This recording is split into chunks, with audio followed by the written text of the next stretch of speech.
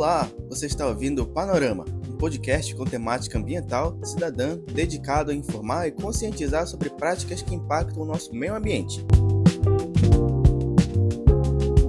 No episódio de hoje, vamos falar sobre lixo eletrônico, o que é, quais os riscos e por que esse tema merece tanta atenção.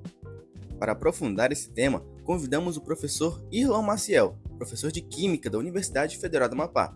Professor, seja muito bem-vindo. E para começar o nosso bate-papo, o que exatamente é lixo eletrônico e esse termo ele está correto?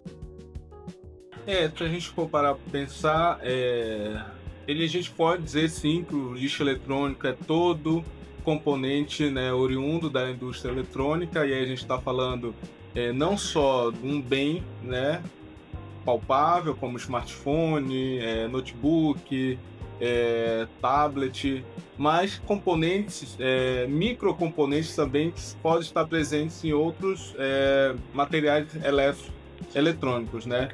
Então, dizer lixo eletrônico está correto, sim. É uma terminologia recente, né, comparada a outras terminologias. Então, é uma terminologia recente, tá?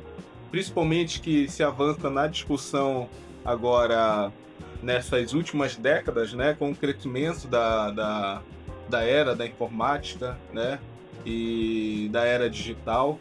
Então, assim, o termo lixo eletrônico, assim, a gente pode dizer assim, que está correto.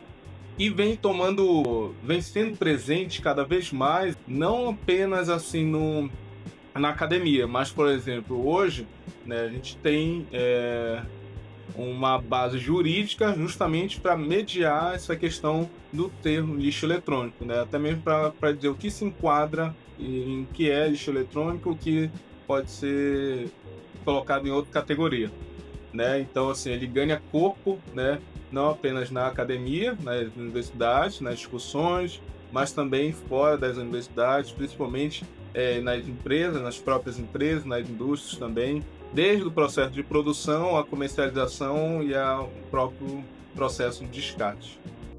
E quais são os principais problemas causados pelo lixo eletrônico?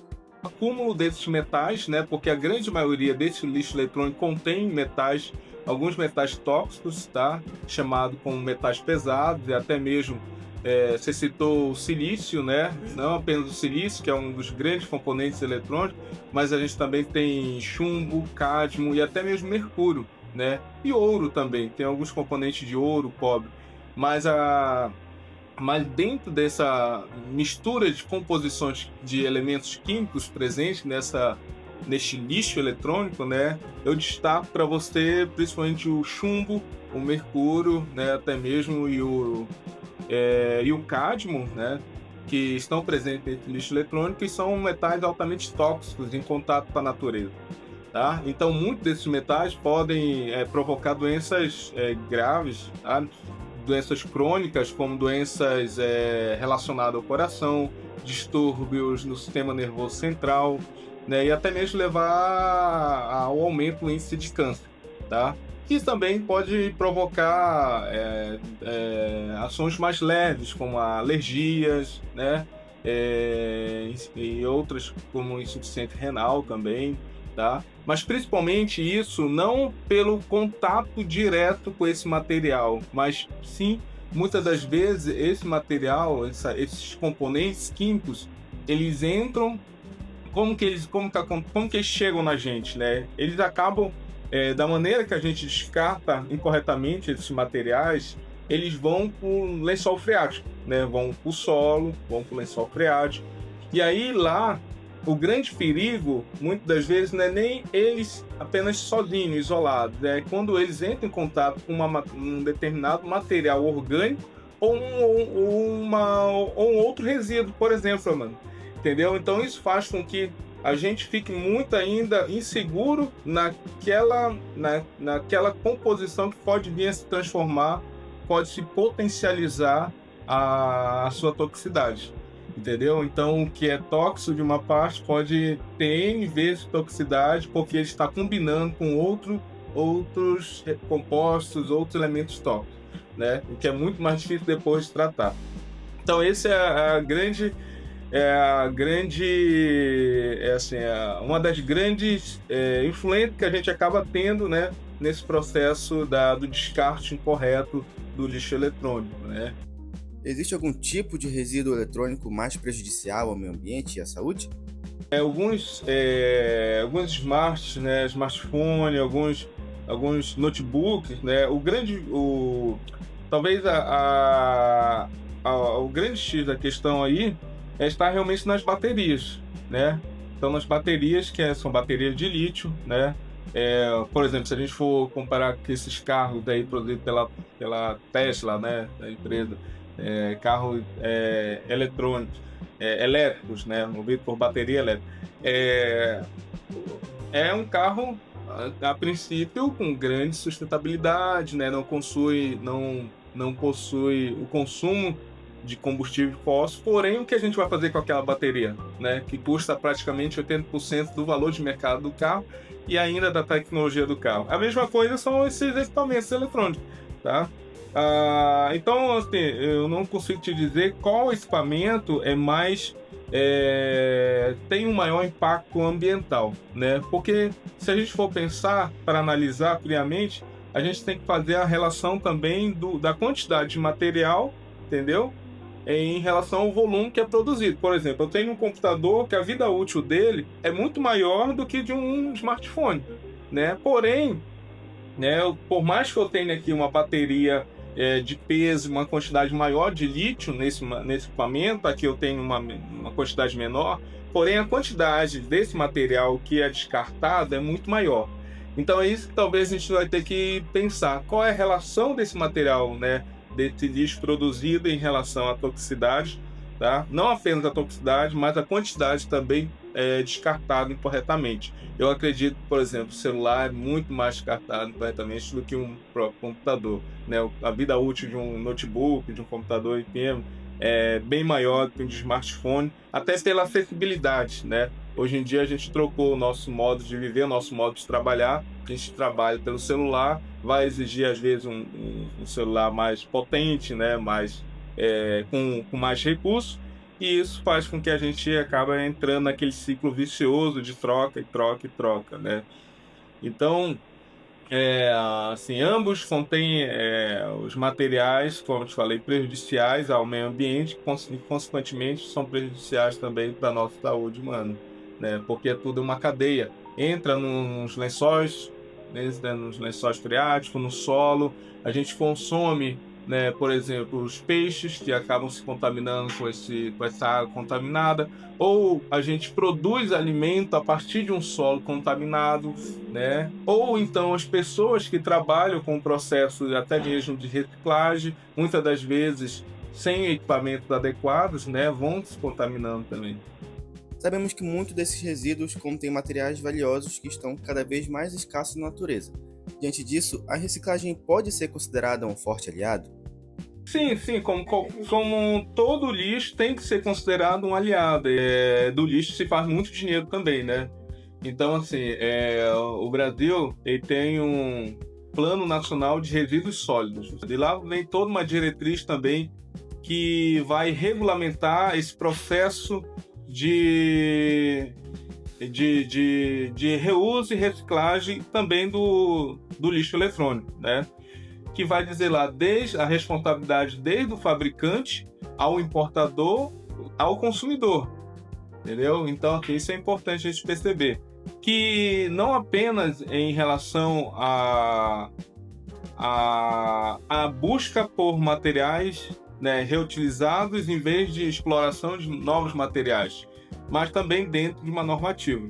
Então, assim, buscar reutilizar também é inteligente a gente ir por esse lado, né? Porque a gente, por exemplo, vai em algum momento vai ter uma demanda, um déficit de determinados elementos, né? Então, se a gente não tem, o mundo tem uma fonte finita, né? Então, a gente precisa cada vez mais se apropriar desse lixo como realmente uma matéria-prima a ser incorporada na matriz de produção eletrônica, né? Tem que voltar, né? Então, o lixo realmente deve e pode fazer dinheiro também circular, né? A famosa economia circular. Então, isso também assim, que a gente tem que ter isso dentro de um plano estratégico como prioridade, né? Agora, não basta também a gente colocar o dedo, por exemplo, que a responsabilidade é de quem produz, se a responsabilidade também do consumidor.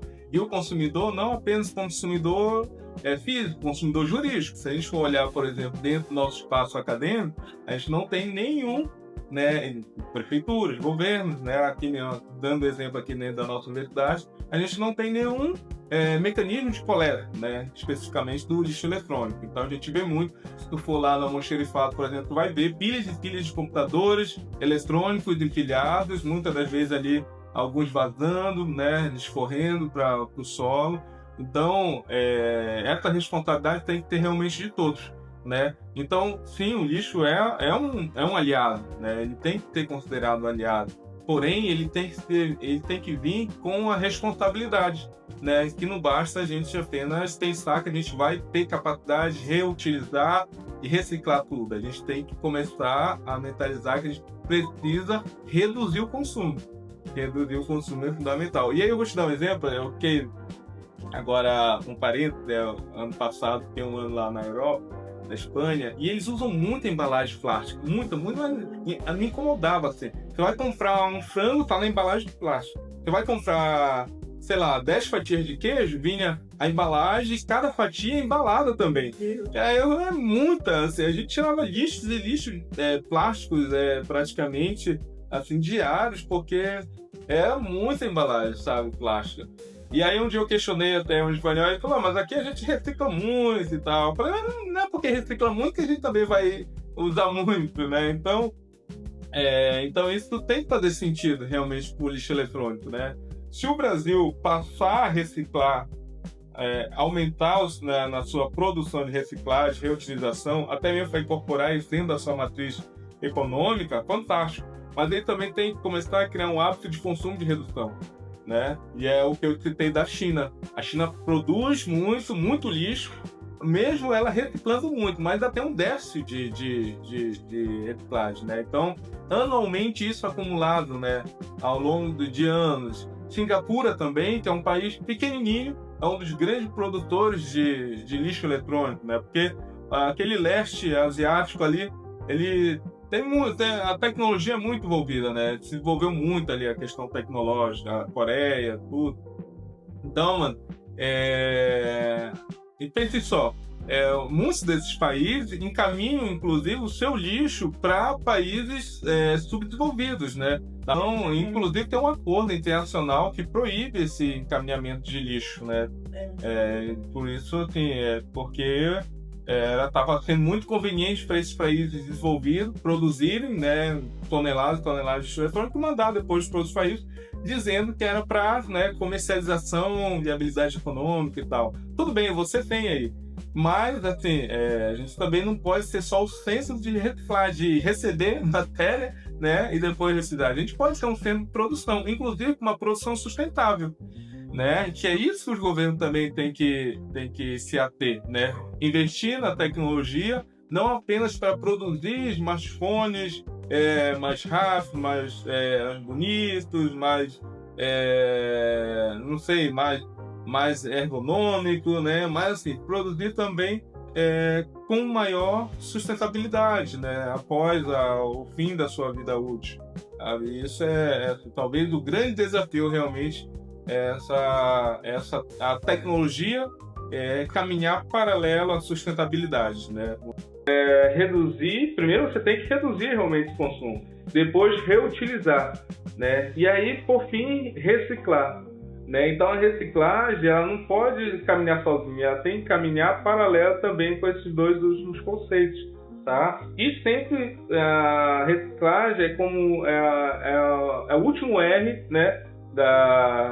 Entre eles, porque você reduzindo, você tem menos lixo para reutilizar e depois menos lixo para reciclar, né? E aí, como eu falei, não é apenas você reciclar por reciclar, é você ter a consciência que aquele processo, muitas das vezes, também está gerando resíduo. Você recicla algo você está produzindo uma matéria, né? Você está moldando uma matéria. Muitas das vezes, o próprio processo de reciclagem tem geração de resíduo, entendeu? Então, isso também, assim, por isso que a reciclagem tem que ser o último dos R's, tá? Porque a reciclagem é uma ferramenta importante, é a ferramenta também que a gente não pode deixar de fazer uso dela, mas ela só deve ser acionada quando a gente já esgotou a redução e a reutilização, entendeu? Então a reciclagem é o último R, assim, ela não tem que ser, vou reciclar, né? Não pode deixar aí que eu vou reciclar, não, a gente tem que criar o hábito da redução, da reutilização e depois da reciclagem, porque como eu falei, a indústria de reciclagem também gera resíduo, né? Ela não é autossuficiente muitas das vezes, entendeu? Então ela também tem o seu resíduo gerado. E para onde vai às vezes? Muitas das vezes se esgota, né? Você não consegue. Por exemplo, você vai... vamos pegar o smartphone, né? Você tem vidro, você tem metal, você tem plástico, né? Dependendo do plástico, você tem várias composições de plástico, dependendo do metal, você tem várias composições, alguns metais, inclusive, muitas das vezes não é viável economicamente reciclar, né? Então vai com descarte, às vezes incineração, vai ser incinerado, entendeu? Porque às vezes ele não tem uma viabilidade econômica de reutilização, de reciclagem, né? E o que a indústria de reciclagem faz? Prefere incinerar, né? Prefere descartar para que ele não entre na cadeia de reuso. Para encerrarmos, qual é a forma correta de descartar o resíduo eletrônico? O mais correto é o comércio, vamos supor, tem um comércio que comercializa pilhas, baterias, né? Ou até mesmo, por exemplo, troquei a bateria aqui do meu computador caro, inclusive, 500 reais, quase computador novo, né? E aí eu nem perguntei para onde vai a bateria velha, né, antiga. Então, assim, a gente só se preocupa em querer utilizar a máquina, né? Então, o correto é fazer com que essas empresas comercializem esses acessórios ou o próprio equipamento em si, que elas entrem em contato com o fabricante, tá? E peça para o fabricante indicar a melhor forma do encaminhamento, do envio desse material. Tem alguns fabricantes que, inclusive, ficam responsáveis de recolher esse material na cidade, tá? Nos grandes centros e dar uma utilização mais correta. Então, o que eu estou querendo dizer isso? Que não basta também a gente, por iniciativa própria, colocar lá uma caixa na rua do meu bairro e dizer, olha, reciclagem de recolhimento de pilha. A gente tem que primeiro se informar, então, com o comerciante se informar com o fabricante. Porque, como eu falei, existem certas particularidades, né? Por exemplo, pilha de bateria, inclusive, em alguns locais, eu estava vendo, naquela época dos grandes incêndios que a gente estava tendo, alguns eram provocados por pilhas e baterias descartadas assim, sabe? Que ninguém dava conta. O cara descartou uma bateria lá ficou, né? Aquilo vai entrando numa reação química, com calor incidente diariamente, pode ser o responsável por uma grande faísca ali que dá início a um fogo, né? No mato, na floresta, entendeu? Então, para que a gente possa fazer a coisa certa, a gente precisa, então, primeiro entrar em contato com o comerciante, tá? Para que o comerciante possa dispor, de fato, de um local seguro, um local adequado e dentro, principalmente, das normas, tá?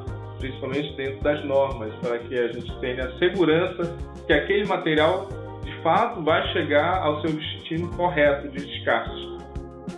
Professor, muito obrigado por compartilhar tanto conhecimento e esclarecer um tema tão presente no nosso dia a dia.